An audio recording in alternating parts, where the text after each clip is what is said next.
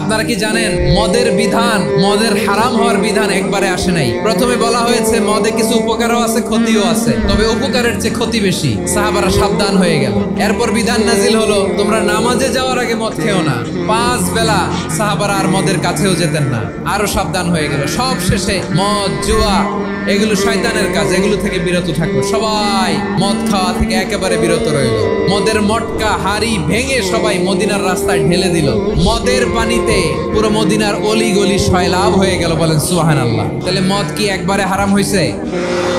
আমাদের কাছে অনেকে আসে, আয়সা বলে, হুজুর আমার মেয়েটা পর্দা করে না, ওর জন্য দোয়া করেন। তা আমি বলি বয়স কত? বলে 22। তো 22 বছর বয়স আগে কি করছেন? আগে পর্দা করাইছেন? না, করাই নাই। তো এখন তো আর হবে না। এখন তাকে আস্তে আস্তে বুঝান যে মা শালীন পোশাক পরে, শালীনে অভ্যস্ত হলে বুঝান মারে একটু মাথায় কাপড় দাও, একটু হিজাব করো। ওইটাতে অভ্যস্ত হয়ে গেলে এরপরে তাকে নেকাবের দিকে আপনি আহ্বান করেন। ওইটাতে অভ্যস্ত হয়ে গেলে হাত মোজা পা মোজা যদি করতে চায়, এইভাবে গ্রাজুয়ালি। কেউ যদি ইসলাম মানতে চায় একবারে তাকে সবকিছু চাপিয়ে দেয়া যাবে না।